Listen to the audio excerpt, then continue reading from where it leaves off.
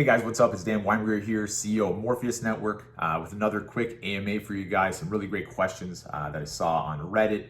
I just had to tackle these for you right away. I know that everyone's probably in some sort of lockdown. Maybe you're still working from home, maybe you're back to work, whatever it is. So anyways, thanks for your great questions, community, as always. And let's get right down to it. All right, here we go. Many projects have masternodes, such as VChain and Chainlink. Some projects even aggressive buybacks, operate legally. Okay. Why is Morpheus still insisting that we can't have info for such a long time? It's a serious concern. Okay, yeah, definitely. I completely understand that concern, obviously. Myself, being active in the community and seeing what's going on in Telegram sort of channel, as well as talking directly to many different community members as well. Completely understand that. Now, what I can say is that because other projects out there have implemented masternodes, that is not a reason for us to necessarily implement masternodes at this time. And we've pointed out that it's based on congestion of the platform. So when the transactions for our clients can't go through, then that is a major problem. And the solution that we have for that problem, at that bottleneck point, be it at 1 million or transactions daily or less, would be the implementation of masternodes in order to alleviate that congestion.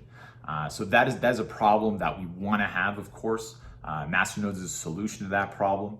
And our team effort that we've been working on nonstop, 24 hours a day, really all around the world, is to push towards increasing those transactions in order to solve that that problem of congestion of the platform with masternodes. So thank you for that. And as soon as that is obviously ready to be sort of implemented and announced, the community will be the first ones to know about it, of course. So all right. Recent article, FCL mentioned Morpheus.Network solution took a very long time to build. Okay, elaborate on parts of the solution. Yeah, no, it's not so much about parts of the solution for Morpheus.Network itself to sort of build it, because we've done a lot of the building with our past projects and pilots and sort of battle tested all this technology itself. It's more so that the initial implementation was very quick.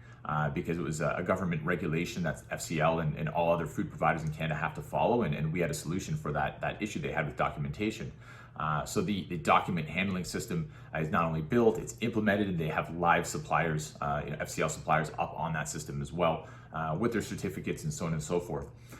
When it comes to the length of time it would take to implement other phases for FCL, it's basically also working with many different parties, right? So, visibility, for example, from the suppliers to the FCL warehouses, if we're dealing with, over a couple hundred different suppliers, you have to have visibility from every single one of them. And it's not about building or developing, the tech in order to do that. It's about connecting to these companies and physically getting guys on the ground, and doing that work, which, we're looking forward to doing, of course. And then even further back, going back to the farms, who are shipping out to these suppliers, even more farms than there are suppliers. And then we're talking, FCL that supplies over 2,000 retail locations as well. So that's a lot of implementation time, and not so much building, I'd say, of technology. So I hope that sort of covers what would take a long time to build and not. It's more so on the implementation and also working with our partners, whether it's FCL or VTelCan, and how quickly they can provide data back to us to get the implementation going for them. So hopefully that answered your question as well. So thank you for that. All right, how are you guys looking for money? Is your runway still relatively strong cash flow side? Yeah, most definitely. When it comes to runway, I was thinking the initial runway that we sort of started off with back in 2018. Now we're in 2020, and we do have revenue paying clients, so our runway has been extended, of course. And a lot of our work, besides obviously just trying to increase the amount of transactions through the platform, is actually revenue generating projects, right? So, that is definitely one of our focal points. I'd say our main focal point as well. Besides obviously getting the platform running properly, hand in hand with actually getting that cash flow in the bank as well. So we're doing really well. And what's great about the clients we have, they're gonna obviously keep on paying their bills, and which keep on growing from here as well, guys. So when are you estimating mastermind details will be released? Once again, this does go back specifically to my answer from before as well. So, if Morpheus becomes a security, I know the team is very careful. The risks out there. Yeah, of course. Okay, yeah, we have been extremely careful. I think everyone's noticed that. That goes back to why we're not able to set parameters for a solution for a problem, a solution for a problem which we don't have yet, right? So that goes right back to that as well. Referring to specifically if Morpheus is deemed a security by a specific regulator somewhere, international regulator somewhere in the world, we have followed every single potential hurdle when it comes to being deemed as a security. So we'd face that as it comes, as is necessary. But you know what, right now, we haven't had any issues whatsoever. If you look at the utility of our token, the build of our platform, what we've put together, then it really does make sense that it is a utility token as it was initially set out to be, and we've had a lot of success with that as well. So thank you for that question as well. All right, next question. Seeing that real companies are boarding on Morpheus.Network platform, knowing that every transaction needs MRPH tokens in the background, we see the increase in MRPH transaction volume. Yeah, great question as well. Thank you for that. Now, of course, if companies are using the platform with the MRPH token on the back end, hashing on the mainnet, notarizing that information, we've actually done a lot of work in order to keep that information confidential for these companies. As people have maybe have noticed, we've joined along with the great Baseline protocol team, discussing integration, working on integration and what they're doing with Baseline, and specifically what that is hashing on the mainnet while keeping information private at the same time. There's I think the next question actually leads right into Baseline specifically, but when it comes to our clients right now, that's what we're trying to maintain is our confidentiality. So if you're asking, if the question is reworded, can we see some FCL transactions on the mainnet? The answer is no. There's definitely contracts in place for privacy reasons and so on and so forth where we cannot do that. So but I do appreciate the question, of course, and as Baseline comes into play, we'll go into the next question on that as well. So first, congratulations joining Baseline, making the Ethereum official website. Super excited about that, obviously. Ethereum, I'm speaking to one of the Ethereum.org members, Taz Dien. We went into great detail about the platform, the implementation with FCL, and he thought it was only fitting to be on the Ethereum.org enterprise page. It makes sense, right? So thank you for that. And the question about Baseline itself, what does it mean to us and so on and so forth. Myself, I'll be honest, I love getting down in the trenches with clients and discussing, right from the onset of a project all the way through to, final implementation and, obviously upgrading the platform and so on and so forth. But no one has been much more involved with Baseline, being involved in their calls, their Zoom meetings and so on and so forth. Now, I will say that, Baseline itself is not a product. It's not a platform. They don't aim to be a product or a platform. It's a protocol standard for using Ethereum in order to hash on the mainnet while keeping things private at the same time. This is for enterprise adoption. It almost sounds like I'm speaking the language that Morpheus has been speaking for a long time. The reason being is that keeping things private and hashing on the mainnet at the same time is exactly what our clients have been needing for a while. And Baseline and having this protocol and working along with them, I think it just makes perfect sense as well. And if anyone had any technical questions, I'm sure we can shoot those over to Noam as well. All right, let's keep on going here. How many companies are currently using the platform? There's a couple dozen companies, I should say, live on the platform. Processing transactions, going full-fledged as time goes on. We will definitely announce the partners and the clients as well. Obviously, when it comes to FCL and a client of FCL stature, what we're really excited about is working with all their different suppliers. Working right down to the retail location levels, the FCL stores and the other stores that they supply food to as well, the supermarkets and outlets and so on and so forth. So, growing with those sort of connections and already having them on the platform as well through the supplier interface with FCL, it just makes complete sense. Same thing goes with VTEL-CAN and their connections.